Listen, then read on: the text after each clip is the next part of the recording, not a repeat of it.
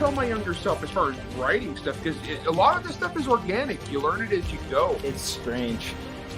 It's nothing I ever expected. I want to tell my stories by eliciting emotion in my audience. So it's an organic process.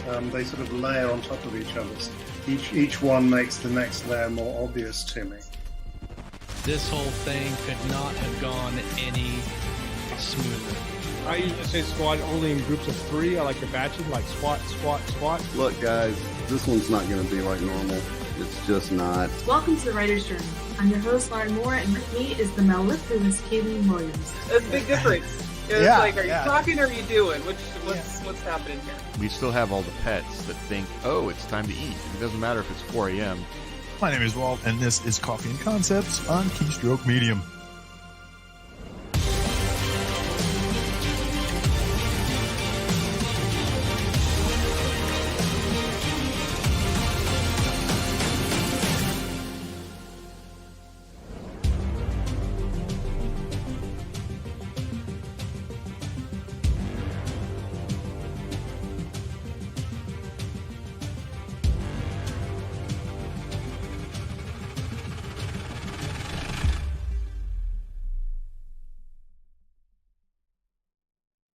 All right, and that's the intro. Fantastic. Welcome, everybody, Friday to the Ken Britz Show, as we like to call it. Now it's an official name we've been talking back. New moderator. Yeah, we're going to, again, do our Reader's Appreciation Show for the Dragonbone Chair by Tad Williams. So it's been a couple of months. We managed to survive somehow. Probably everybody thought we were kidnapped by gypsies, but if we were, then we can't talk about it, and we did, in fact, escape and come back to the show. Yes, sir. So fun times with those gypsies. Yeah. We can't tell you, and if we did, we'd have to kill you. Right, exactly. We're back. Yeah, good stuff. So we got our books out. How's everybody been doing? Lauren, how you been? Busy, super busy, working with Wargate books. I just did a last-minute proofread to get a really excellent book written by Ryan and Jason off to Podium. So we know it's going to be a fantastic production when it's all done. Yeah, but we got it in, just like slipped it in right on time. Right on time. I've heard some recent horror stories about last minute. Where I was talking to some other writers, I guess at 20 books, and they said there's like literally to the last minute for uploads and edits on those pre-orders, which are very stressful, I imagine. But painful. Yeah, good stuff. Well, Scott, I heard you made it past 1 million words. I did. I broke 1 million words. It's the first time. I read 1 million words. I'm sure it was 1 million. Oh, yeah. You wrote 1 million. I wrote 1 million. I've always tried to get 1 million, but I think the most I've ever got was like 800,000. But this year I was like, since I retired, I was like, I better actually do something or else kids are going to have to move out and live on the street. And so move back in with your parents. Yeah. I'm sorry it didn't work out. It's we can get into a different show, but that was one of my greatest fears. A lot of times when people go full-time writing, they don't write more and usually write less. It's a weird phenomena. I've talked to several people about it.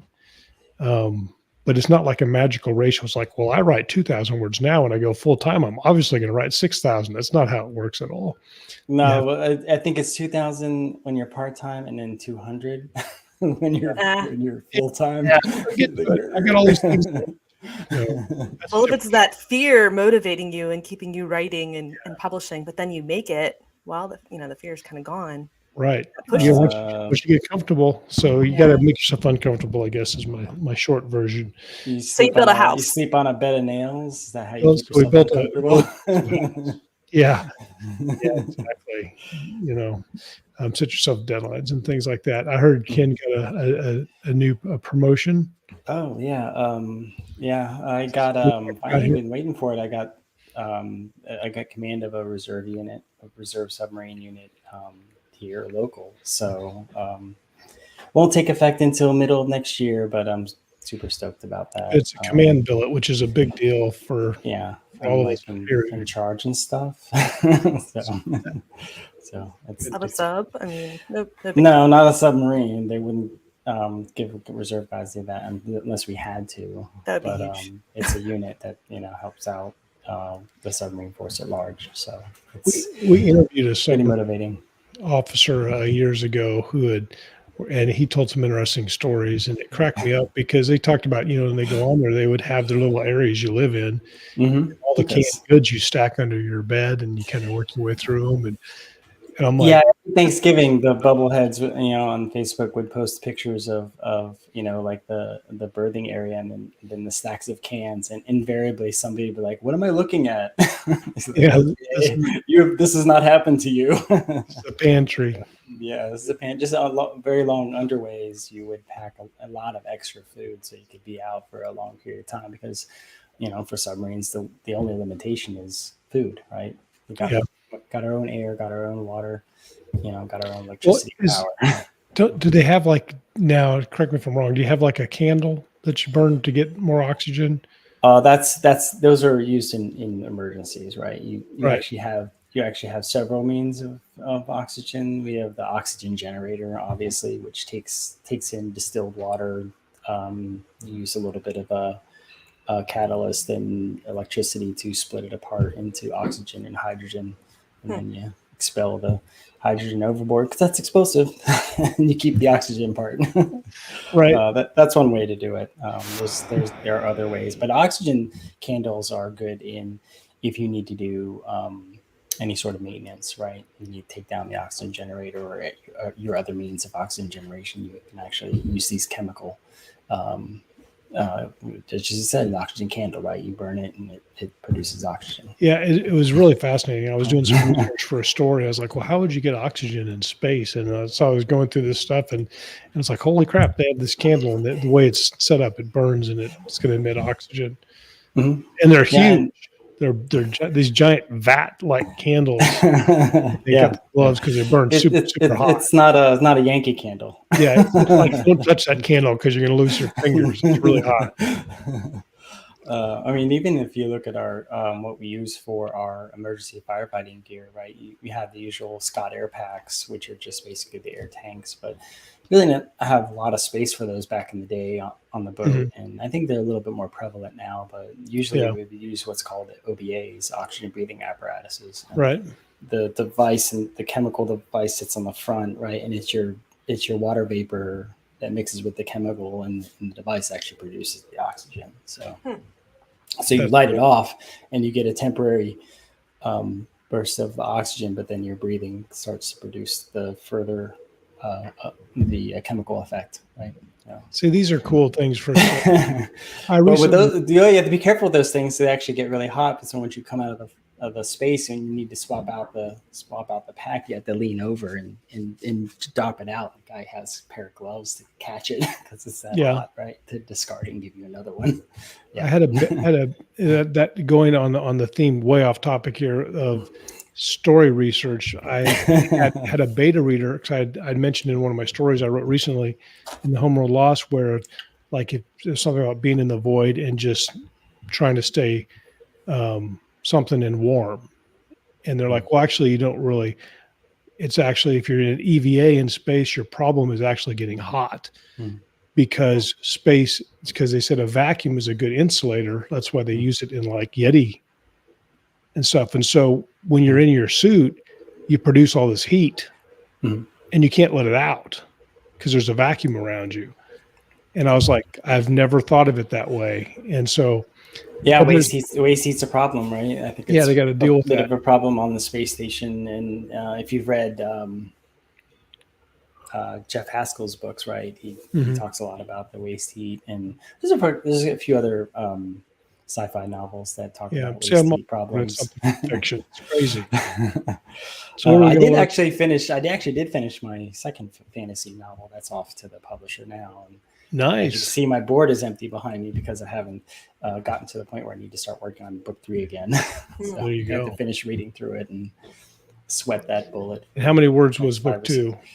It is 150,000. God, this is so big. Nice. Yeah, that one's my. If it's published at about that length, it'll be the second longest book I've written. And then I think when the third book is done, that'll be the number one book. That one's probably pushing 180. And is that multiple POVs? No more than two. So 2 POVs, written I third usually person. have two POVs, point of views, with maybe a third one at rare moments, usually at the beginning or at the end, to kind of give you a transition point for the next story, right? And then your POV characters, are they like a villain and a hero, or are they two like main characters too? Yeah, it's just fun to talk about this series. This series actually is an ensemble cast, so there's about 8 main characters in the story.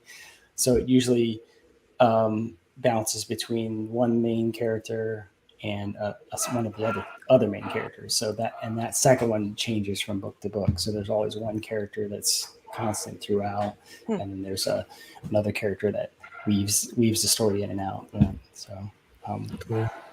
That's been fun because every new POV that comes into the story shifts the story a little bit.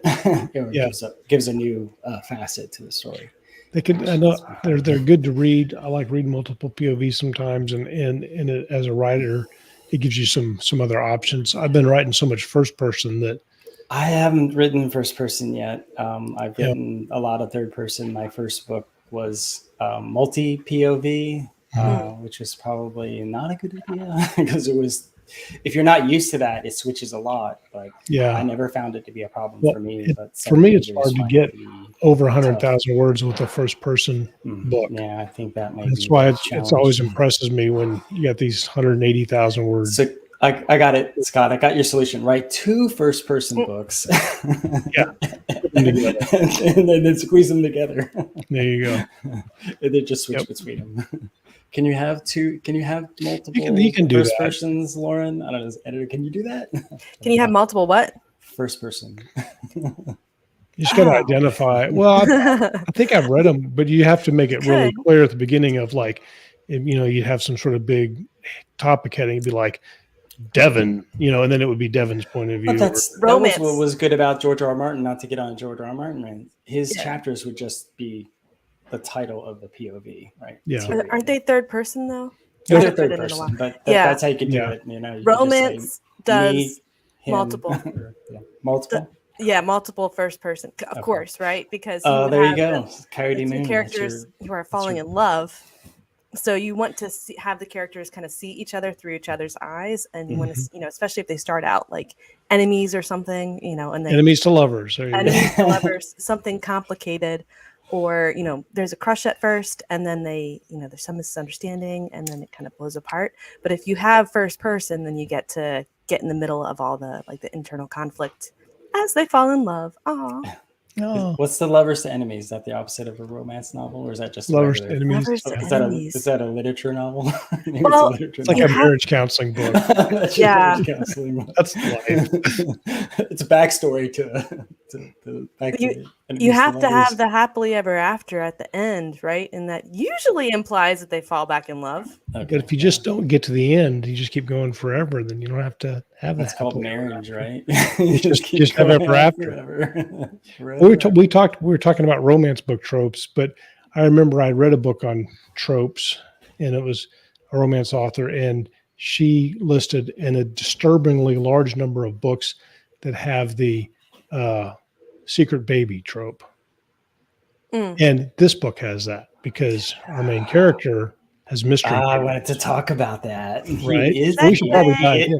We think he is a secret baby. Yeah, he is. Well, he seems like baby. We are wrong. So what are we doing here in chapters 26 in the house? Scene setter. It's been a while since we've done this. We're reading the first book of Tad Williams' Memory, Sorrow, and Thorn series, The Dragonbone Chair. It's 30 some years old now. Still highly recommended. It holds up well. The writing style, I think, is still pretty good. And that's always a criticism of new fantasy readers reading older, is that this writing style sometimes feels dated, particularly for works of like Tolkien and such, right? But I think this one holds up pretty well. Tolkien holds up, but I've gone back to some of my earlier fantasy novels, and every now and then I'll get one. I'm like, wow, this is tough. Yeah, there's a little bit of the too many adverbs sometimes, a little bit of the those little empty phrases that we're always folks like some info. Lauren and Ellen are always pinging on. It's like you don't need to.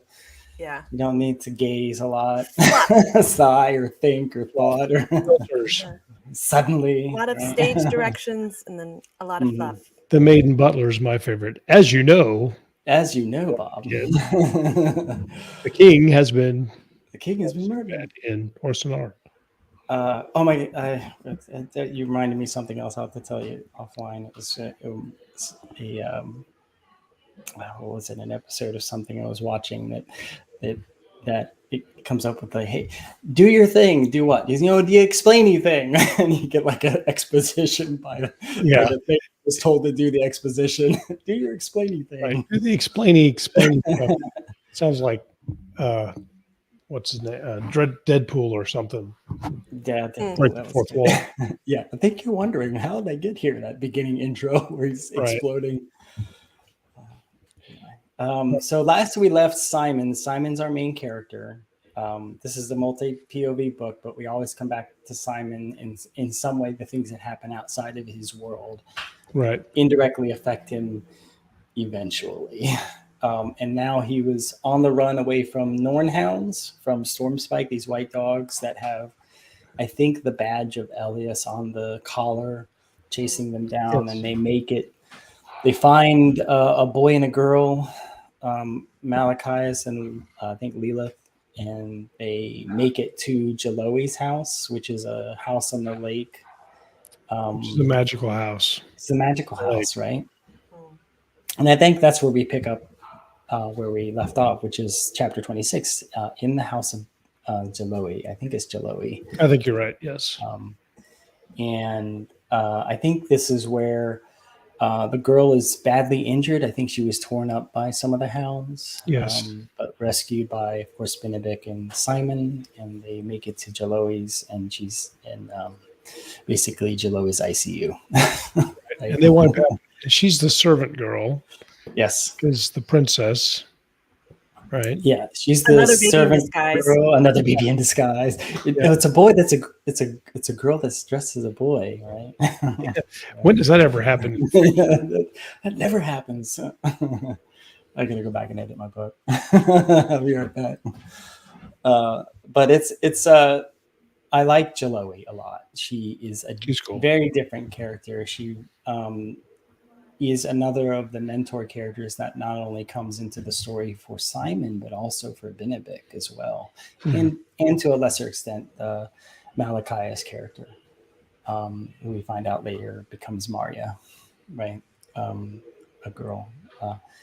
And she has some interesting history and powers that we don't see directly, but that influence Simon indirectly. I like how Tad hints at things without overtly showing them, right? What did you think of this chapter?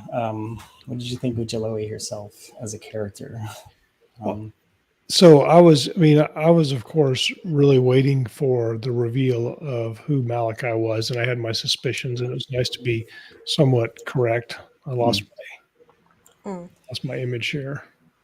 And so that was kind of satisfying for me in an arc. There was a good action sequence leading up to that.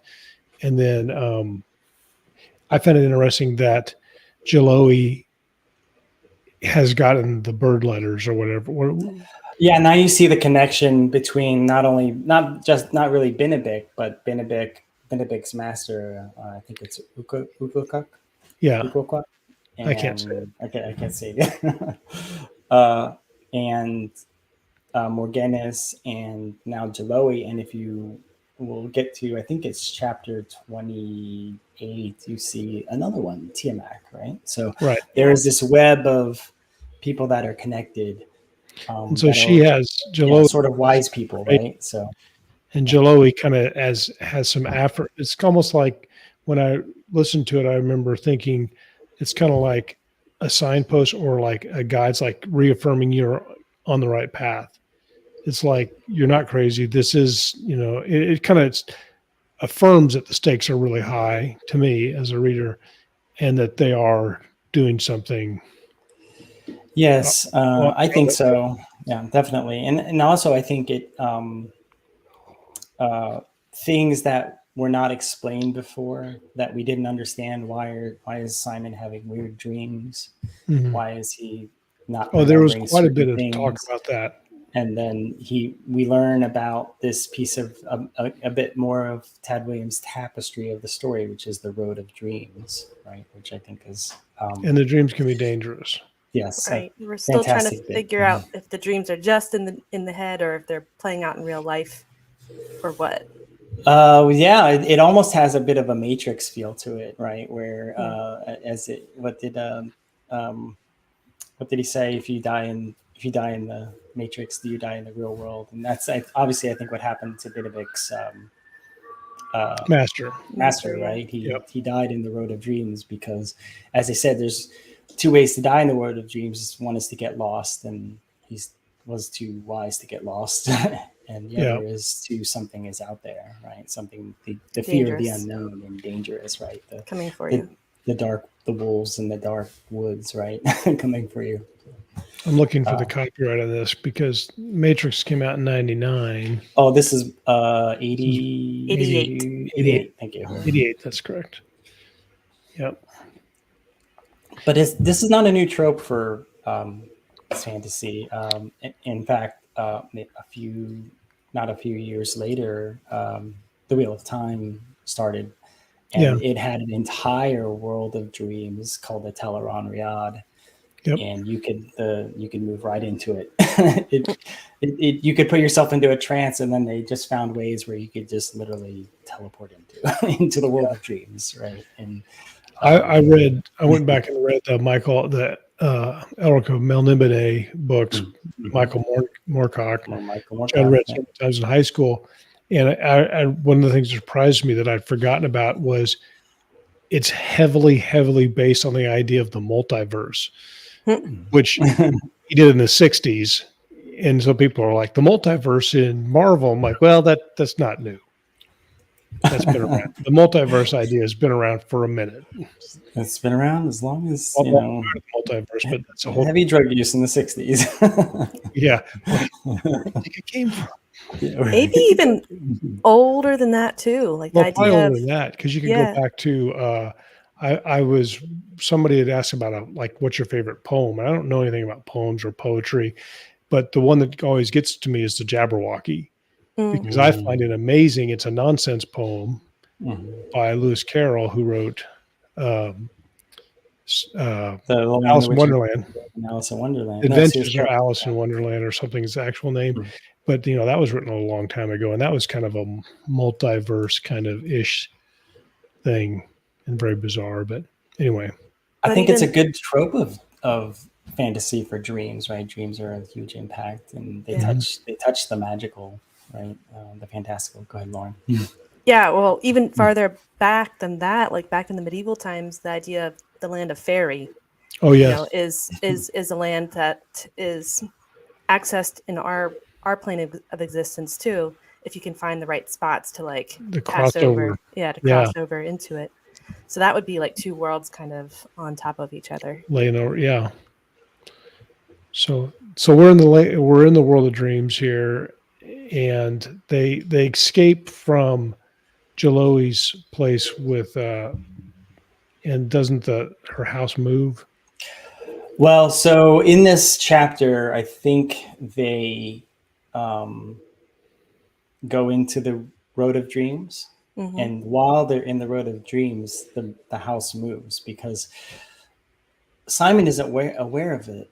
But later, Maria, after he wakes up, Maria is like, I felt like the house moved, and then he's there's a lot of shaking and rattling. And he's down under the house with the two pillars that look like feet, looking for the boat. So I think this is where Tab Williams does a great job of not telling you it's a bird-footed house. Baba It's- Yaga's Yeah, house. it's the Yeah. Baba Yaga hut. It's but he tells you everything but saying it out loud. So he's just gonna leave you to connect the dots. I'm like, okay, I think we can figure this one out. Yeah. As an editor, I wanted to point that out too, because he does such a great job of like showing all the clues and then just leaving them as breadcrumbs for the reader, and then not telling the reader what the conclusion is, and just letting the reader figure it all out. Don't Even explain Simon's too sort of much. yeah.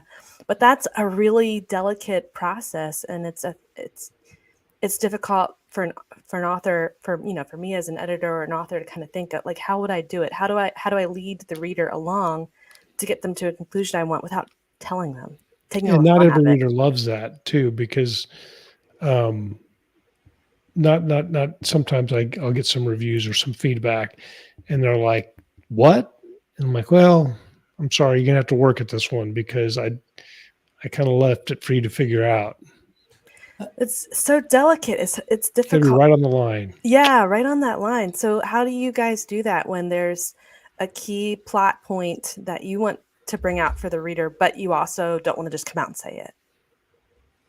I'm gonna have to defer to Scott on this one. I think you should at least you should give the hints early and often enough so that when you get to the point that and then this takes, I guess, Usually what I do is mastery, right, is to give the turn, and then they oh yeah, that's what it was, but it wasn't quite obvious. Yeah.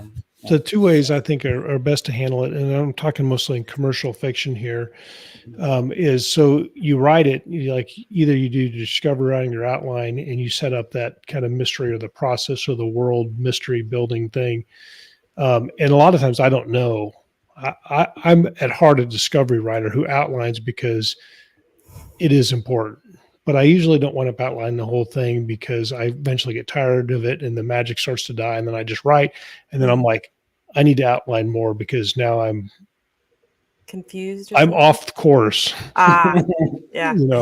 I was flying from Los Angeles to New York, and I ended up in New Orleans. Well, what happened? Yeah, exactly. I write the outline, and I get to about halfway. And I always write the 4 major plot points, but I'll get to about halfway of a detailed outline, and I get bored, and then I start writing. But then when I get to the end of that outline, then I outline the rest of it. That's my most consistent process. But so to handle the things with explanation is you do it that way, whichever way is your choice. And if on your proofreads, like this is a little vague, or if you get feedback that's like, I don't know what the heck is happening here, then you go back and you add some clues. And then if that's still not enough, because sometimes I can be pretty obtuse, and like people are like, how does your mind work exactly? Because that makes no sense to anybody but you. I'm like, well, you're right. Because well, then a lot of times I'll just do a little summary, a tactical summary of something, where I'll just literally have like the character, like late in the book, just say, yeah, I remember that's why that was like that. And they'll just say it once. So it's tiny.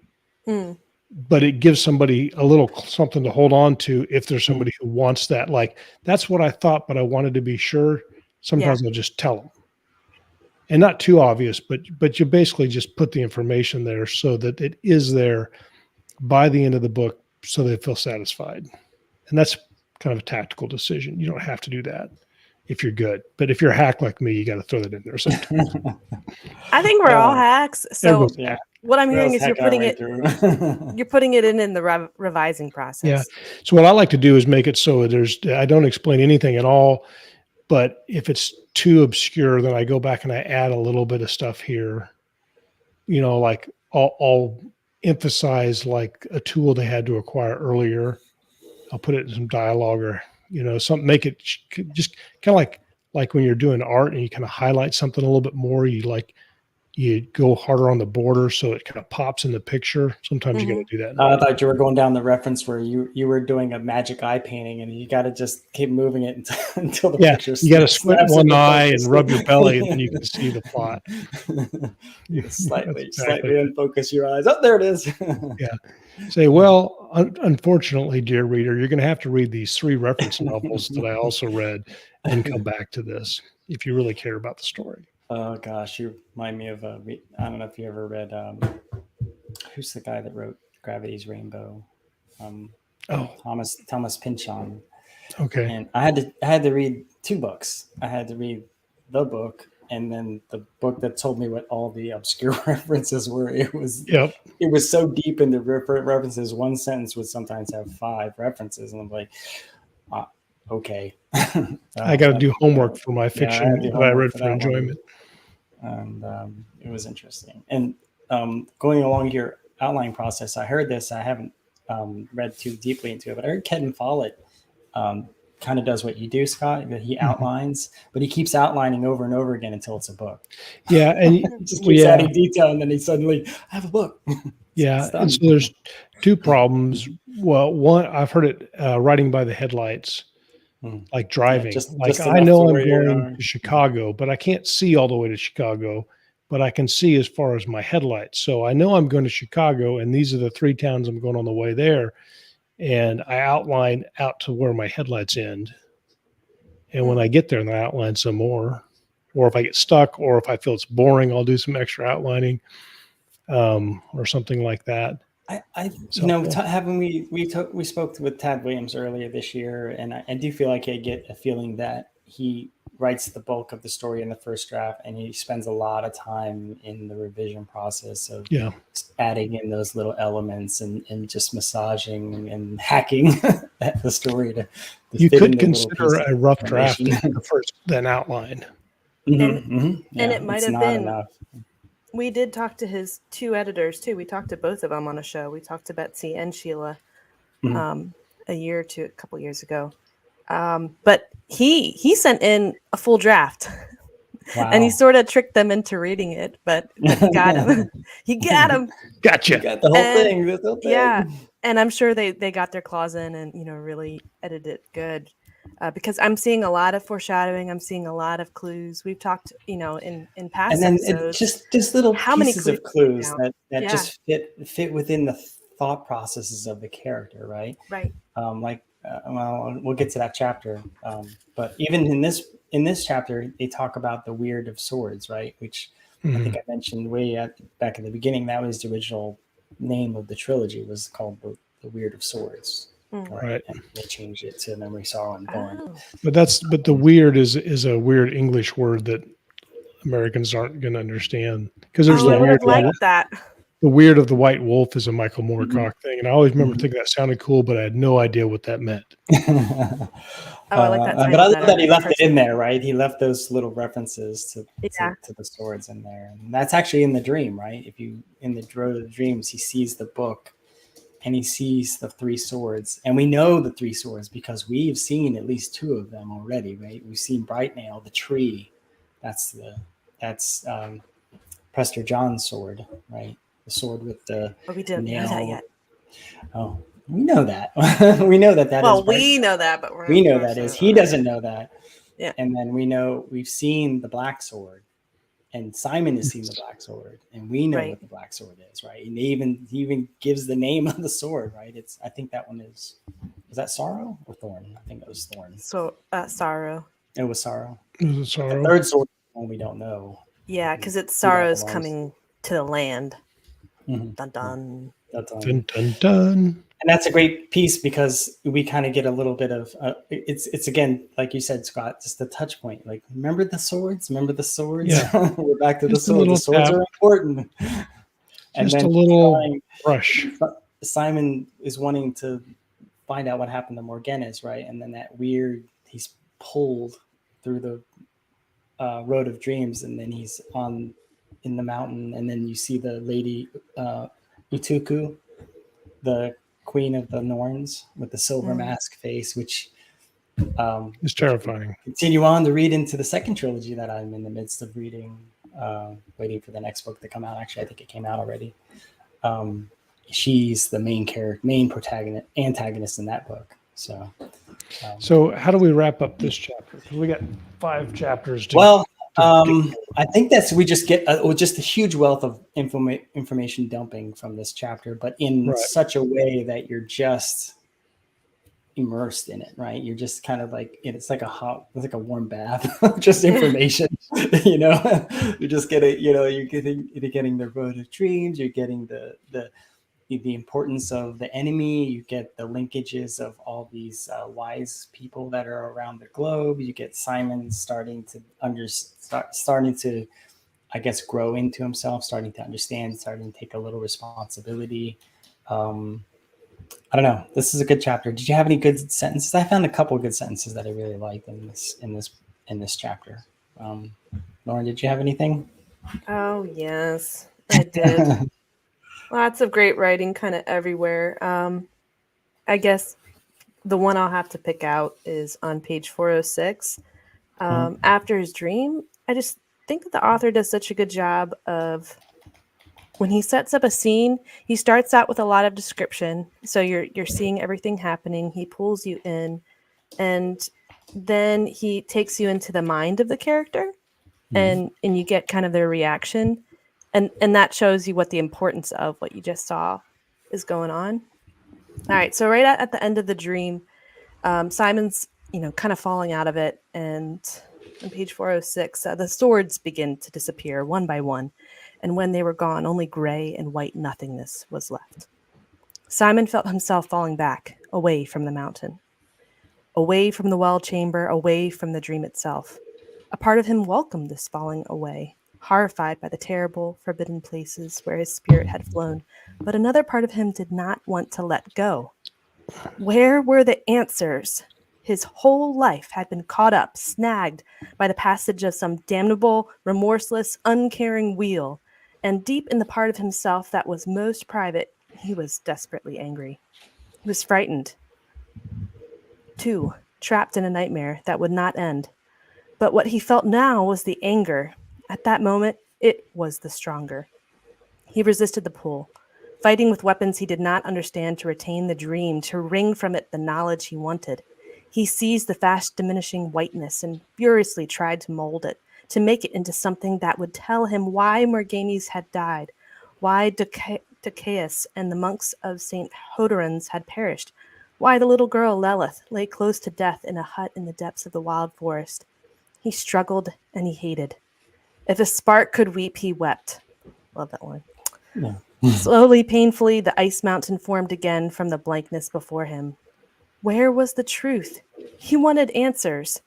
As Simon's dream self struggled, the mountain grew taller, grew more slender, began sprouting branches like an icy tree as it reached into the heavens. Then the branches fell away, and it was only a smooth white tower, a tower that he knew. Flames burned at its summit. A great booming sound came like the tolling of a monstrous bell. The tower wavered. The bell thundered again. There was something of dreadful importance, he knew, something ghastly, something secret. He could feel an answer almost within reach. Little fly, you have come to us, have you? A horrible, searing black nothingness reached up and engulfed him, blocking out the tower and the sounding bell. He felt the breath of life burning away inside his dream self as infinite coldness closed around him. He was lost in the screamingly empty void, a tiny speck at the bottom of a sea of infinite black depths, cut free from life, breath, thought. Everything had vanished, everything except the horrible, crushing hatred of the thing that gripped him, smothered him.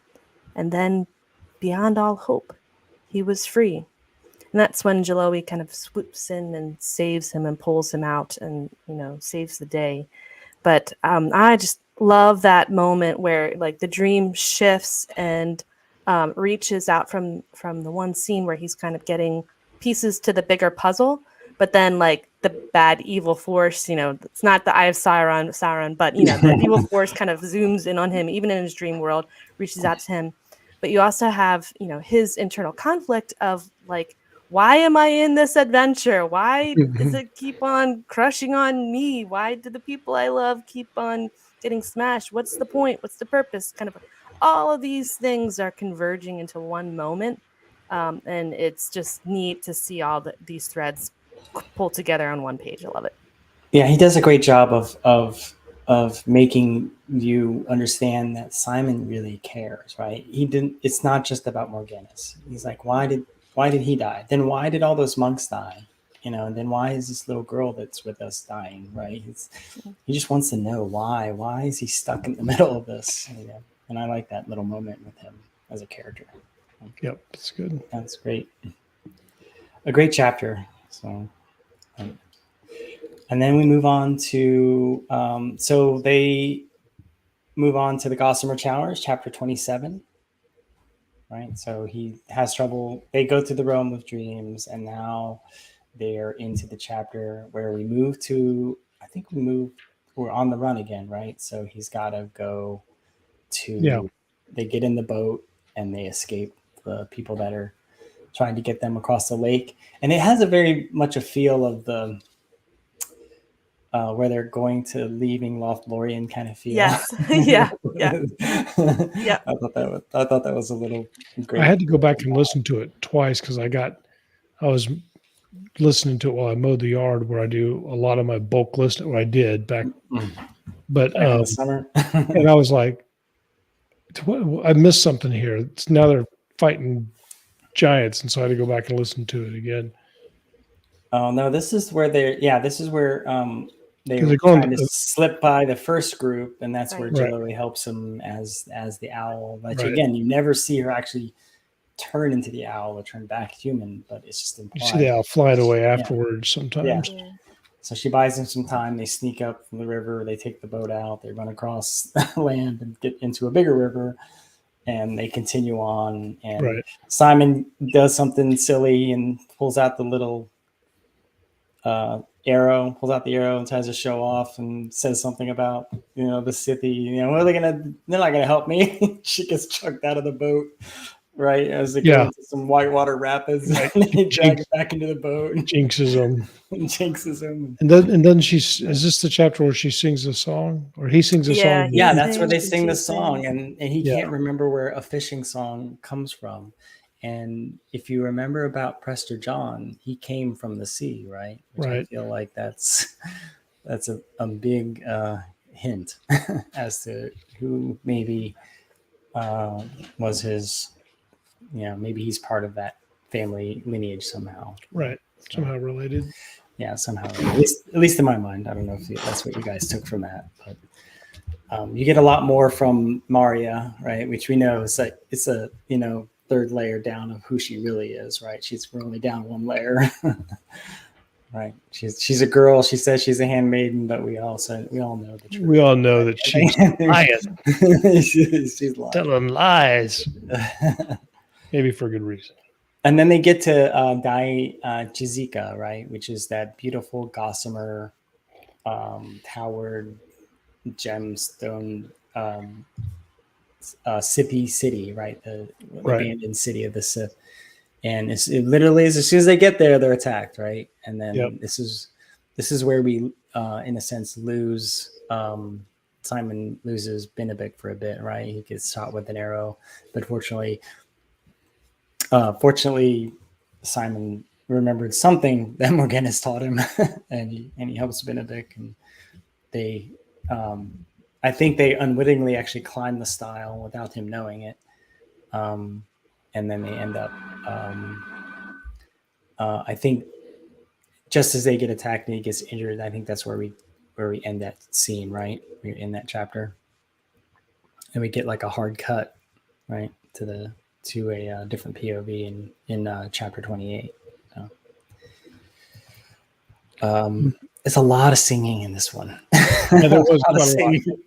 And I was like Mr. Party Pooper about the singing and poems and stuff. But it's okay. I get it. And it worked pretty well. And this is nice character building, and it lends some hits to it and stuff like that. So, that's where I highlighted some of the stuff where he talks about somebody had taught him this song, but he doesn't remember. But he remembers everybody at the castle. So it must have been when he was very, very young, right? When he was a little one. Yeah, which means it reaches farther back into his short past. He's only 15. So, my long life. My long life of 15 years. I've been flipping back and forth between our screen here and the chat because I can't talk in this chat without logging in. So I apologize. If I look like I'm off screen, it's because I'm reading and dealing with Leo and Charlie's shenanigans over there. There you go. Hey guys, I'll tell you what. That's right. You gotta put on your tennis shoes when you come in. We all That's what trust. your walking shoes. There you go. So, well, they were multitasking, watching. Oh, Rick Parlow's here also. So we didn't do the golf clap, which is my fault. I was being a terrible intro guy. I think Charlie was first, and Charlie's always Leo, first. Yeah. Rick's here. Everybody's hanging out. So Nice. we'll get back into it. All right. So chapter 28, right? Oh yeah, like Gossamer Towers. Anything that you liked about this one, Scott or Lauren? I like the visual, I like the sense of making progress along the river. I do find it, kind of a heavy, not on the nose in a bad way, but it is definitely a classic trope for fantasy because of Lord of the Rings and going down the river through the Dead City. But that's what I grew up with, so I liked it. Yeah, so this Jaitazika is Lothlorien minus the elves, right? And the Elfwent is the river. I was looking for the large statues that were, signal the entrance to it. Yeah, you're muted. Yep. No. I like that we got the scene from the cover. Yeah, that's the scene from the cover, right? Oh, is it the original cover? With something they don't necessarily do anymore, like make us, on the cover, the book cover, make it again, a beautiful Michael Wellen artwork. Yeah, I've bought lots of books because he did the covers. I bought a lot of books just based on his. When they say don't judge a book by its cover, not true with sci-fi and fantasy. No, cover looks good, I'm gonna buy it. Definitely on my way in for that. I bought several recently, actually, with some cool covers. I bought a book recently called Fourth Wing, and it's a Dragon Academy book. Yeah, because we were on a trip and it looked cool, but I wish I have it in the other room by my bed nightstand, but it has black pages. So the pages aren't black, but the edges are. So when the you edges close are pages. I've seen that in a couple of books. And I was like, that's kind of weird looking. But I flipped through, I read the descriptions, I looked through the stuff, and I'm like, I like it. I'm getting it. And then anyway. But didn't that have kind of a generic cover though? I mean, if I remember seeing it in the cover wasn't a Michael Whalen, but it was not bad. So okay. I feel I'll like I'll bring it next week. If you ever browse through Barnes and Noble now, I feel like the best beautiful eye-catching covers seem to be the middle grade YA. they really do the painted covers or just a good action cover. Rick says that he recently bought the first paperback he's bought in a long time, The Age of Myth by Michael J. Sullivan. I have not. Is that the one of the was it the Tales of Rivia? Can't remember. I want to see it now. Yeah. I like Michael J. Sullivan's writing as well. Oh yeah, that is a good book. I have that book actually. So if you're ready, we can go on to chapter 28. Drums of Let's Ice. do 28. This is a good chapter. I just like the title, Drums of Ice. This one we flip over to a new POV, right? Maegwyn, and they're in the she is I guess a princess for lack of a better term. Right. Her father is Luth, and her brother is Gwithin, right? I think they're half brother. I think they're actually brother and sister, but they have she complains that her father has a third wife and she's a year younger than her. It's like, oh, that's how they did it in those days. I enjoy this chapter because you really feel the. We got the impression of the bad weather in the beginning of the book with the beginning of Elias's reign on the crops, and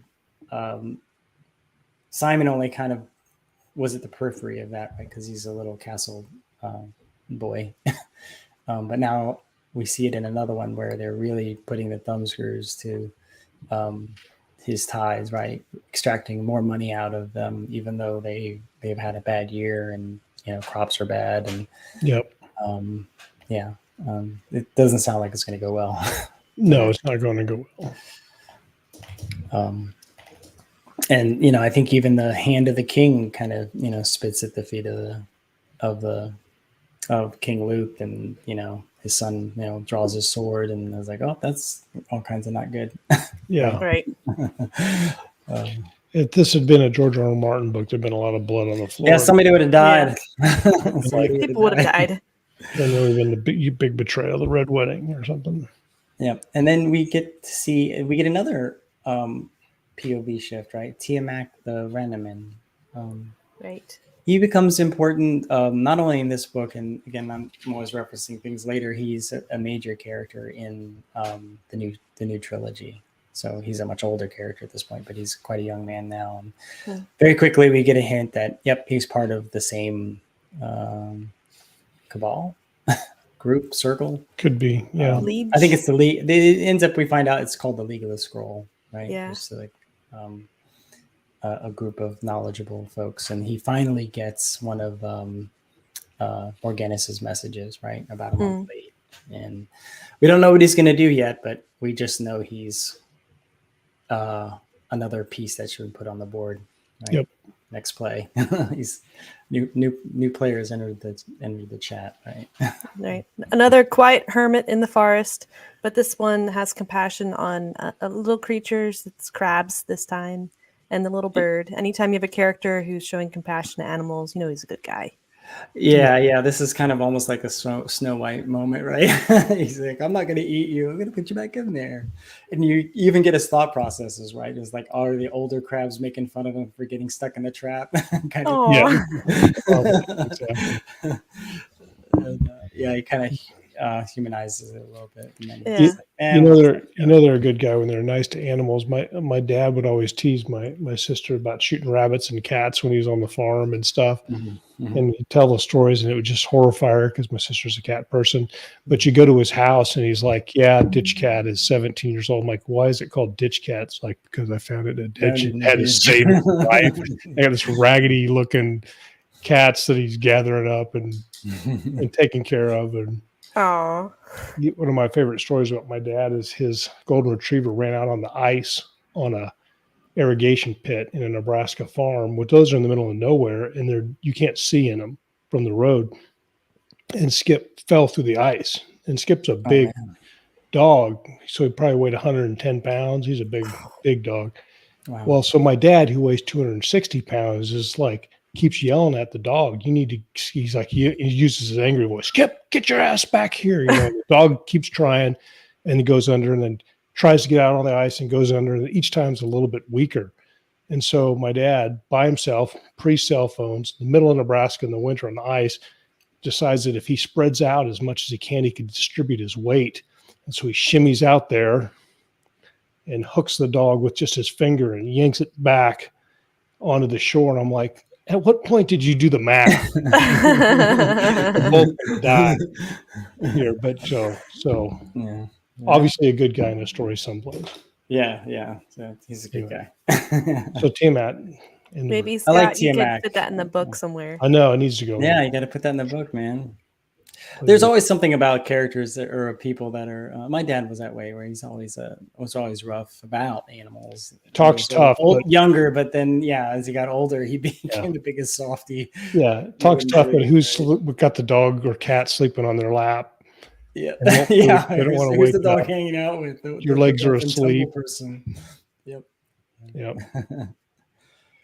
And then we actually get another point of view, right? We get to Jarnagla,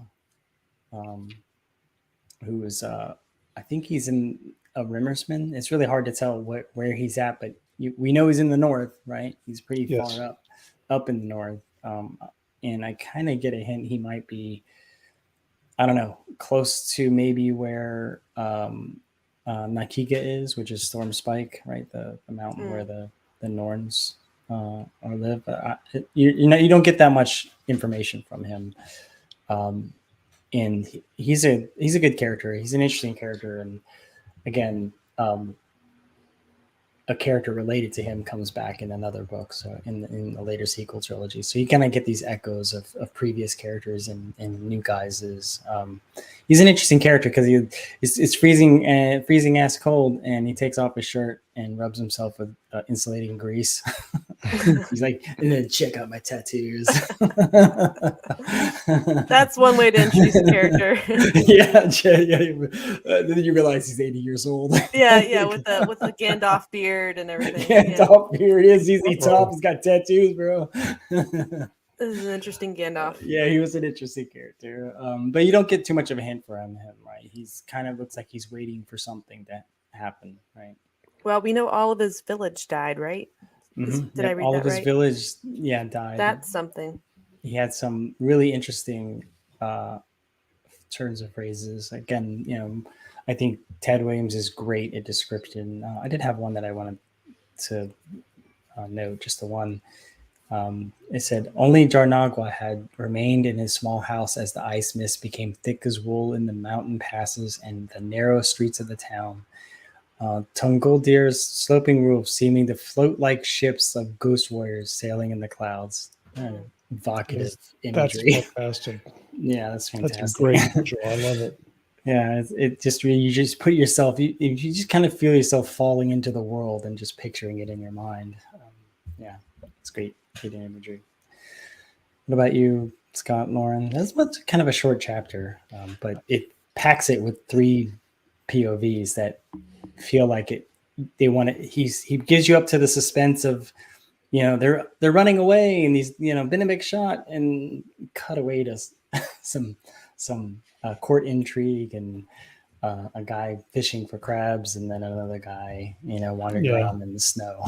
I know, and he's gonna keep up this pattern too of like leaving us on a cliffhanger. And meanwhile, cut I don't have anything specific lined out because even though it's just a paperback, I'm hesitant to like mark it up. I need to just start highlighting them or putting some sticky notes on it or something, because I always read them and I'm like, that's great, but then I can never find it when it's time. You got to get those little things that says sign here. Yeah, exactly. Sign here. It's like my book's like a legal contract. Yeah, legal contract. Probably shorter than most of them though. And then we come into the Hunters and the Hunted, right? Chapter 29. This is where we go back finally, because you tempted to really skip chapter 28 and get what the heck happened to Benedict and Maria and Simon, and we basically get cut back essentially to what happened, right? We're right back into the thick of the action, and Benedict's shot. He's got a gunshot wound. Yeah. He's immediately unconscious from being shot. Right. Got knocked unconscious trauma to my. He was hit so hard that he got to my rib. And Simon does some life-saving, taking the arrow out and checks to make sure it's a through and through, right? That's my thing is like if you're hurt bad enough where you were unconscious for a long period of time, then your survivability is probably low. Yeah. Because if you're literally unresponsive, that probably means your heart's no longer beating, you're not breathing, you're basically one step away from dead. And in the movies, but yet you're dragging them all over God's green earth, and they're like, "Oh, nope, they're okay now. We patched up the abdomen wound."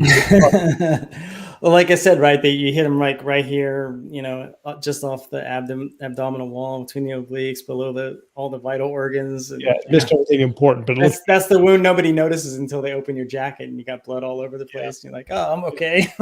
Exactly. We're gonna do a little hand wavium, and I'm okay with it because I like this character. Yeah, leave him alive. Yeah. Yes. Don't kill him. Good call. We'll stop about it. Yeah, this is a good one. But we start to get the feeling is like, are all of the characters going to make it? Because we lost a little girl back there, Gelöe. Yeah. Benedict's down. It's just the two of them on the wolf now. It's getting rough. I think it's getting rough. And they do try to make it, right? He carries him and he realizes he's heavy. Yeah. After carrying an Ewok around for a few miles, climbing uphill, he's getting kind of heavy. So they just strap him to the wolf, which was the smartest thing they did. Yeah, exactly. And they do get a bit of a break, which I think was a lot of fun. That they all along he's kind of seeded a couple of pieces of information that one of the guys that's chasing him is all full of himself, and he's doesn't listen to anybody, and always rides his horse everywhere. And sure enough, they're chasing after them, and they go over one of those thin bridges, and snap, it breaks, and the horse is in the river. Half the group is in the river, and they think they can escape, right? And they make it up high enough where they think they're going to be safe, but they're not, right? Because the sound of hounds and noises is all around them, and it's a lot of fog of war. It feels like. Oh yeah. Until the giant, they happen upon the giant, right? Right. Just as he is lighting a torch, right? And he blinds the giant and briefly, and they take down the giant. He realizes they made it to one of Naglemon's hunting parties, I think. Right? Yeah. So, this is Which a good is chapter. very I lucky. don't know. It's not looking good for them there until they get some help. Yeah, this was just an extreme bit of luck, right? That they happen to keep on running, and they run into a hunting party that's hunting down giants that are plaguing the lands around Naglemon, right? And that's the part where I was like, what did I miss? There's all these people here now. And so normally I'm very into it. Like when I really get into an audiobook, I really soak in the details, but for some reason I must have got distracted, and I was like, I think a lot of this one is he just puts in a lot of confusing imagery, and it's intentional because there's noise and there's noise and they're tired and you're focusing on trying to do something, and their minds are not working right, and everything is happening around them. They think they're being chased, but the noises are not coming from the right direction. It's just a lot of sound and thunder. Then all of a sudden you have a bunch of new characters. I was like, where did all these people come from? This is the hard part with fantasy, because if you don't have enough characters, enough places, enough settings, then it starts to feel like, well, is this a world or not? Like, is this a high king over kingdoms or not? It doesn't feel expansive enough because we only have a few cities that we ever see. So you have to have a lot of cities. You have to have a lot of characters and a lot of threads. But then there you get all the confusion and the chaos. And then, so how do you lead your readers through the complexity without losing them along the way? That's the tough balance. That's always a challenge. And it feels to me when I do it that it gets out of control. And usually when I start to have, when you have the thing that writers have where they're like, does this suck? Usually for 100,000 words, that's about 71,522 words. Not to be really super specific or anything, but it's right in there. But then a lot of the times, or worse yet, in a series. And what I've started to do now is I'll finish off a series arc, and then I'll pare the characters back to a much more manageable level. Yeah. And so, and it's more enjoyable to write. Hopefully it's more enjoyable to read, but I will try to focus on two characters and their interactions, and then your other characters have interactions too. But push comes to shove, as long as you got those two people, you can make sense out of a scene. And I was getting, because I love putting in new characters. I'm like, I get bored. I'm like, oh shit, they just ran into somebody. This guy's weird, or whatever. Or look, here's a baby goat and it can teleport. Holy shit. But you got to clean all that stuff up at some point. You can't just open all those rabbit holes and then not put something in them. Well, you could always do the George R. R. Martin thing and kill off a bunch of characters, so you can introduce more. Readers don't like that. You can kill some people off, but you better not have a red wedding, because that slowly kills my soul off as I read, though. Yeah. So the other thing is you don't have to kill. You can just banish them, or give them a mission that's off screen, and they have to go be the governor of Splavovia or something, and so they're doing something important, but you don't really have to deal with them right now. Side quest. Anyway, I digress. So they're killed. The giant gets killed, and that's a big deal. And there's great celebrations. after Yeah, they killed. and we get where Simon is like he's deep into the special world now, right? In part 1, he sets up the normal world for Simon. Part 2, he's cast out of the castle and doesn't know what the hell he's doing. And then, throughout this, he's being carried along by the next mentors that needs his help, right? Or he needs their help. Benedict and Gelöe, and then back to Benedict, and now he's alone. And then they make it to Naglamon, which I think transitions to the next part of the book, right? So I think that's actually where the chapter 30 starts, right? Which is part 3, Simon Snowlock, and we get a whole new map. As you said, Lauren, more locations of things. More locations. Let's make this bigger. Yeah, let's make it bigger and keep going. And yet another castle that was built in ancient times. Yeah, you get the feeling city. that the humans of this world didn't build a lot of stuff. They just took other people. They just took other people's things. These settings have characters and histories of their own. Mm-hmm. And so, correct me if I'm wrong with this. They had all the iron in the gate. Is this? Am I in the right part of the story? Yep, this is the iron in the gate, right? And they explain that, and like it's starting to make some of those things. They mention that type of stuff early in the book, but now it's like now you're seeing the enormity of what the iron. You don't you get some hints at the Norns in the city, and I think you saw that with Jakiri that. They don't wear armor that you typically think of as armor, right? They have like witchwood armor, which is basically like wooden plated armor. They don't wear metal, right? They don't use metal weapons as you think of them. And that's where you get chapter 30 actually is a direct reference in the title, right? 1,000 nails. Yeah, that's what they call that big gate. It's mostly torn down now. If I'm remembering correctly. I think it was torn down, right? But were they trying to build it back up? I can't remember. It was just like an archway. I envisioned it as there's kind of like a little bit of an ornamental type of enough that they had to explain the story behind the nails. Right. Some new characters come into the story. We don't have Benedict for a little bit, so naturally Simon needs another mentor. So we get Father Strangeard. He's a great character. He's another archivist. Yeah, another archivist. And then we actually get a little bit of a transition to the character too. So now we're in chapter. I feel like there's a lot of different themes and layers, and I feel like part 1 was Simon in the normal world, Simon as child. Part 2, Simon in moving into the special world, Simon in adolescence, and then in this part, I think Simon somewhat as an adult, right? He's actually growing a beard, which is hilarious because it's not really a beard. He didn't realize he had one, but he does. he did realize he had one because nobody told him. He's a nerf herder. Exactly. And then he meets a character we saw in the beginning, Sangfugal, I think the bard. He was really very entertaining as a character. I love this character. This bard. This bard tries to tell stories, and he remembers them very incompletely. And I'm like, he's like, you're the worst bard ever.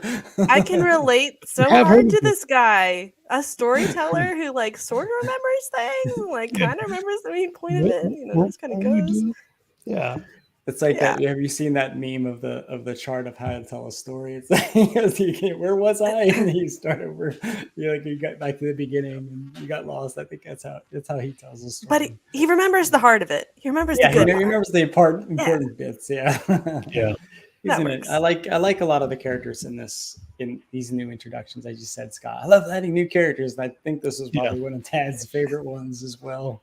Yeah. Well, and I've had a long history. Lauren will know that from early in the Keystroke Medium shows is when I used to always ask the guest. My only question was, "Who's your favorite secondary character?" Yeah. Because a lot of times, I know as a writer for me, but as a reader, a lot of times there's a character that's more popular to everybody than the main character almost every time. Every time. And I think it's because you start out writing about this character's heroic journey and change, but all this discovery stuff happens. Teleporting goat is way more important. Yeah, but this teleporting baby goat is fucking hilarious, and I like it way more. Who the hell named him Steve? the random side characters. I don't know. They just pop in out of your subconscious from somewhere, and they're just hilarious. You don't always know when they're going to show up. Yeah. I really like them from a workman's perspective. Is every now and then when you're, because I'm on a pretty tight deadline, cranking out lots of words, but every now and then I'll come in, I'll bump into one of those characters like a random person on the street, and I'll be like, I'm having a blast. I hope this character goes someplace. They make the words fly. Yeah, and it's just invigorating. I'm like, well, it has to translate, and that's why I think outline is very important, but. Well, I think some of this discovery writing though is where I think the discovery writing finds those characters, right? And then you can find places to put them into your outline and put them into your overall story, right? Well, and my problem with outlining too is that since I'm a discovery writer at heart, my outlines, what happens is I'll outline it. But then, I'll be like, how long is this chapter? This chapter's like 6,000 words long. I'm going to have to divide it up. And then my outline's all offshoot because I usually number my outline. And I wind up getting to the first major plot point, and that I've had 40,000 words, and they're supposed to be 25% of the book, and it's a 100,000 word book. And now I have to adjust everything because I tend to take an outline and expand upon it way more than I probably should. So, but your editor can help you with that. They can always cut back the heart. You can add in. You can add it. I mean, that's a thing. You can add in too. Well, I think it's like if you overwrite, I think that's not a bad thing because it would be like you're trim it back. You're turning into Michelangelo, so you just got to cut away the bad parts. Yeah. And maybe you have to add a few bits. And an editor can do that too. An outside pair of eyes looking at that prose can pare it back a lot, but it's a lot harder for an outside pair of eyes to look at a scene and go, man, dude, something's missing here, and then to come up with it. That makes sense. That makes really good sense to why that would be harder, because it's easier I would imagine it'd be easier for an editor to go, these 3 paragraphs are really putting me to sleep. And I don't know what the point of this character is, and I hate this character. This character is not likable, and they're supposed to be likable. You need to do something with them, get rid of them. And they can do that. Character. They can, delete it, and then wow, this paragraph reads great now. Awesome. Yep. Yeah. Sometimes cutting things out of stuff makes the magic show up. Yeah. And it hurts sometimes, but I'm beyond that now because I'm like, let it go. Yeah, I know that people are like, oh, kill your darling. They're still in the old draft. They're still there. Yeah. You didn't erase them unless you actually just did delete the whole, you did throw it all in the trash. A lot of times I like getting rid of some of that stuff. But but like we talked about this, we have new characters that we like. And I think in one of our earlier shows, I talked about Benebook, where I was that's when I really was getting more interested in the story because he's fun. Yeah. I like Benebook. And he was, so the things I like about Benebook as a character is one, Benebook is a fun character who knows stuff, but also Benebook is very capable. Right. He's what Jar Jar Binks probably should have been. Right. Yes. Funny and yet wise. Yeah. I like characters that are challenged and have things that don't go their way, but they inherently are not an incompetent dummy. Yeah, yes. and they're optimistic, right? He's optimistic. And we like the character who speaks for the reader and shakes the whiny main character and says, why are you crying? Stop crying. Yeah, man up. Let's hear it. Crying in baseball. Yeah. Benedict did that before. And then in this chapter, it's the bard who's like, wow, how long have you been here? You've been here, what, 2-3 days? And didn't you save Joshua and he still hasn't seen you yet? What's up with that? I'm going to talk to him. He brings it up 2 or 3 times and then he comes up with a solution. And the reader's like, yeah, we want this to happen too. And we want to know why, because we've been along for this ride this whole time and we're wondering the same thing. Yeah. Hello, we're waiting. Yeah. So it's great when a character in the book speaks up for us, the reader. We love that. a lot of reading is about, at least to a certain degree, is about escapism. Mm. And I mean, I don't want to read about my shitty life that I'm unable to affect. I want to read it because I hope that the character is going to get it right, and that I can live vicariously through. Yeah, you want your catharsis through their trials, tribulations, and success, right? You That's don't want why. to That's why continuously failing. Yeah. literary slice of life or real negative ones don't sell well, and people don't enjoy them. Which is a slightly off topic, and you guys don't agree with me. But We're good about off topic. we haven't got off topic one single time. I don't know what you guys are talking about. We've been laser focused this whole time. We went and saw the new Hunger Games movie. With the something songbirds and snakes or whatever, The prequel. And it was actually fairly good. I mean, I'm not gonna say it's the best movie ever, but it's about the villain who you actually start to kind of have a likable antagonist, because there's some things he's on the verge of maybe being heroic in some areas, but he makes bad decisions and he stays true to being a villain and does villainous things. And the bad guy wins. He's the bad guy and he wins at the end. And you're like, I can't believe that they made this movie, because they don't make movies about bad guys winning in America very often. So I was like, well, we did one, right? Empire Strikes Back. Yeah. And but we knew it was in the middle. So we got another one coming. It was pretty well done for a movie taking those types of risks, in my opinion. Mm-hmm. There were some awkward moments. And then I also had some annoying people in the movie theater that were like, they had like their whole family, they're all these different ages, and they were like eating big trays full of food. There's a restaurant in our movie theaters. Well, then one of these kids who's probably 13 or 14 just takes that big tray of mostly eaten food and just sits it down on the floor and leaves it there. And I'm like, surely they're going to pick that up. The movie gets over and they just step over it and walk out. I'm like, oh, I weep for America. I saw that. It just made me sad. Anyway, that's neither here nor there. That's always good. Let's come back. That story is not resolution. Did you get up and solve that problem? Well, I was going to just go pick it up. I'm like, I'm never picking up this kid's trash. And I was pissed off, but when I turned around, the cleaning crew was already standing there with his broom and his thing, watching him the whole time.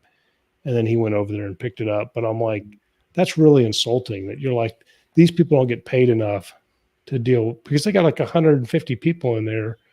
Yeah. You got 6 people cleaning up. Well, I used to do that job too. And I used to get really annoyed with the shit I'd find on the theater floor. But anyway. Do you tip at that place? Some of them you leave a tip. I guess you could, but I don't know if that fixes it. But at this point, the only place I found was a tip was at a bar. You get one of those theaters that has a bar, and for some of the movies you go see, you probably want to drink before you go see the movie. Yeah, we do have a theater that you can. It's the Warren 21, where you can order food and drink alcohol in there while you can order it. I remember going to see the last James Bond movies. Go and get a martini and go and watch the movie. And there's no kids in there, which I love my kids. And sometimes you don't want to have kids. Sometimes you just want to have a beer. Yeah. Sometimes you just want to curl up with a good book and escape. We usually all go together. Anyway, so we're back to what's great about this story, this chapter, besides new character introductions, is we finally get a bit of payoff. We find out what happened between Joshua and Elias, right? Because we got that huge hint at the beginning. There's a reason why Joshua was missing a hand, and there was some friction between them. We think it was dealing with Elias's wife, and we get the story in this chapter. We're part of the story. Just the part we need, though. So that's good. Just enough to go. No, yeah, okay, that's good. That's enough. I've gotten enough to feel satisfied. Yeah, again, we appreciate that Bard, right? Because he just tells us the part we need to know. Yeah, he did the explaining thing. I remember now what movie that was. It was the Across the Spider-Verse, the sequel Spider-Man movie with Miles Morales. Okay. I don't know if you've seen that yet or not, but they have Is that the one? Miguel O'Hara is the 2099 Spider-Man, and he's got all this technology and stuff, and he's trying to get everything, and he's got this little avatar, and he's like, "Hey, do the explainy thing." The what? Is this the animated one or the live action? The animated one. The animated. I haven't seen that one yet. I want to, but yeah, hadn't seen the first one, and then we were all going to go see the second one, but then I didn't. I enjoyed it because I just kind of enjoyed the characters. I think that the writing is very snappy. You almost get a little overwhelmed with how high paced it is at points, but it lands on a huge cliffhanger, and you're like, oh, I need a part 2. Yeah, on a gigantic cliffhanger. You're like, God. But didn't take away from just about literally, yeah. Help me. But I kind of enjoyed it. I don't know. I really, really enjoyed the first one. Yeah, I need to go see those two. It's all on Disney Plus, I think. Yeah, if you still have it. But that is chapter 30, right? I think we get that bit of exposition from Sangfugal about what happened between Elias and Joshua, and I think that shows you the rift between the brothers in this somewhat of an Arthurian story. You get a new character in Father Stranger, and I'm not sure if he is part of the League of the Scroll or not. I didn't really kind of get that hint, but he is an archivist. He's fairly smart, although he tends to ramble a bit. He's really an interesting character. Yeah, good deal. So we got 5 more chapters to look forward to. Yeah, 5 more chapters. Who knows? Who knows? Yeah, who knows what could happen? Can't answer that question. So next, your task for next time is what? Chapters 31 through 35. Yeah, 31 through 35. We can do this, guys. We can do it. We're going to make it. We're going to make it. Maybe not to the end of the year, but we'll make it to the end of the book. Yeah, exactly. Well, because it was 11 episodes we figured out, right? Yeah, 11 episodes, and this is the 6th one, and we got more to go to get through this. I'm quite enjoying it. I don't know about you all. I do enjoy the journey. I like revisiting these characters. It's like going down memory lane. Yeah, it's like you haven't seen a movie that you love in a long time, and you go back and watch it. Oh, that character is great. I love this guy. And going back and looking at kind of, because this is one of the books that was probably formative for me for writing. Yeah, it wasn't the earliest books I read, but it was college era books, late high school. But I'm not going to compare myself to this, but I do like to write a vivid description from time to time. And whenever I get one I feel hit, I'm really happy with it, and I like it a lot. Well, maybe that's where I started to value that as a writer, is in this type of writing, because he really does paint the picture. There's no white rooms in this book. You can see it. Yeah. I think that's great. I think that's where. So I think there's some criticism to certain writers that their descriptions is really thin, but in some cases it doesn't matter, right? If you're writing a modern day thriller, everybody knows what the modern world looks like. Right? Yeah. You just give them, you just sketch out the details, the things that are necessary to keep the pace going forward. In science fiction, it may or may not be necessary. If it's space opera, if it's hard sci-fi, you may need more description to explain the theory of the thing that you're trying to have done. But I feel like fantasy really lends itself to, when we talk about world building, every genre has world building. But I feel like fantasy really lends it to spending a lot of time world building and in describing the world, and his way of not just throwing terms and words and weird animals and aliens and stuff at you. He just gives you imagery to paint pictures of where you're at in the story. And the one you read to us, it wasn't so much that it was heavy in details, but just the balance in the imageries that he chose to link together really just kind of sang in your imagination. And that's that's where it's good. Like I read, I think it was an Agatha Christie book, because when I first met my wife, and she was reading some of those, and she was getting her literature degree. And so I read one, and I'm sure that Agatha Christie is great, but the one I picked up, I read for like 4 pages describing this room. And I was like, I can't do it.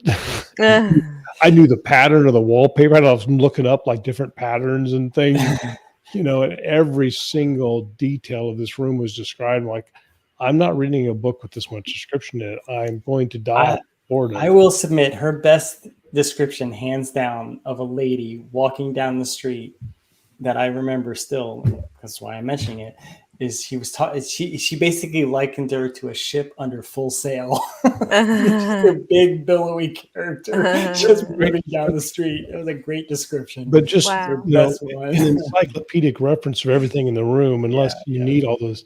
And I probably picked up in a bad spot, and I should. All the Agatha Christie fans are going to hunt me down now and hate me. But it was really boring. I couldn't do it. I don't know, Scott. Maybe you should be an editor too, because books need different things. Like some authors need to pare back, some authors need to put in. But any author, if you're doing the same sort of thing over and over and over again, then your reader's going to get bored. Yeah. So no matter what genre you're in, at least a little bit of description so that the reader can visualize it will really help. So if you are a romance author or you are a thriller author, something that is set in a setting that we all recognize, you can still learn a lot from a fantasy author and take some tips from the way he describes things and his reflection and locks things in and leaves little clues. We can all learn a little bit from it. Doesn't necessarily mean we're going to copy it or like stuff our manuscript filled with all these descriptions, but a little bit can go a long way. You can be inspired by it, though. Yeah. And you can start working on the version. For sure. Yeah, definitely. Yeah. I mean, he's got Dad Williams can saw between giving you the emotion of the character and the description of what's happening at the same time. And I think that's where you got that rush at the end with the giant, right? Because you're bouncing between him being absolutely exhausted trying to focus on this one stupid thing and all the sound and noise going on around him, and you're like, I don't know what the heck's going on, and then the crash and the boom and the bang and the giant. I'm really partial to characters having to make hard choices, the best of two bad decisions, and I hate it, but that is usually when I'm the most engaged, is when this character can't win. They got to make the best of two bad choices. And that's very powerful. What about the story where you get the worst of two choices and then they make a third choice? That feels like a I feel like that's a cop out. It depends on whether it makes sense. The problem. It depends, so 2 things. So it depends on if it actually was something that made sense, but I should kind of like the surprising but inevitable ending. Where you laid the groundwork where, this character, there is a third choice. Usually it's a cop out and it's not satisfying. And maybe you can do it once. It's if you do it if you do anything close to that very often, then it's like, now I'm in the bad Marvel action movies where it's like, we'll just Hulk smash this shit. It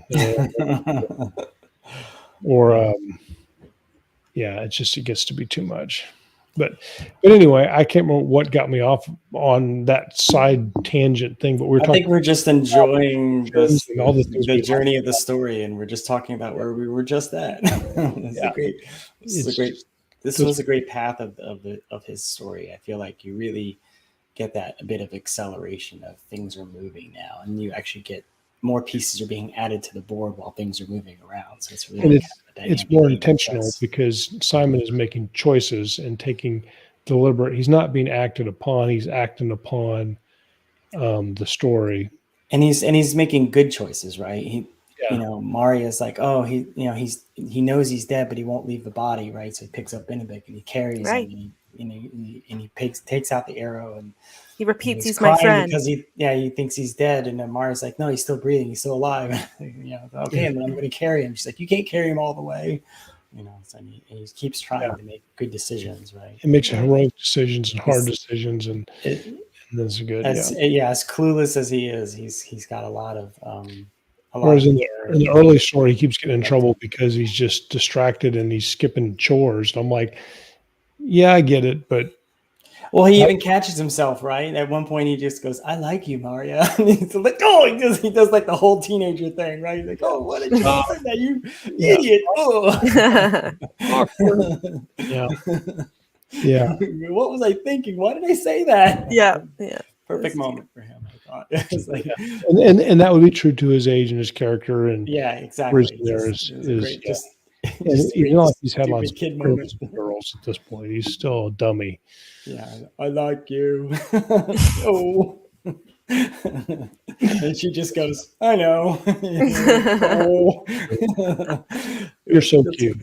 That was a great little moment. All right.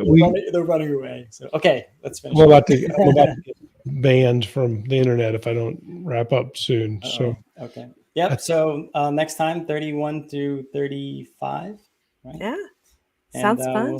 We'll see where Simon becomes Simon Snowlock, right? Which is a really good plot point. And maybe learn more about these swords. Yeah, it's more about these swords. Nobody has this. There's only one person who has a sword that we know of, right? Yeah. And he can't even hardly use it, right? Yeah, it's having a weird effect on him, right? Yep.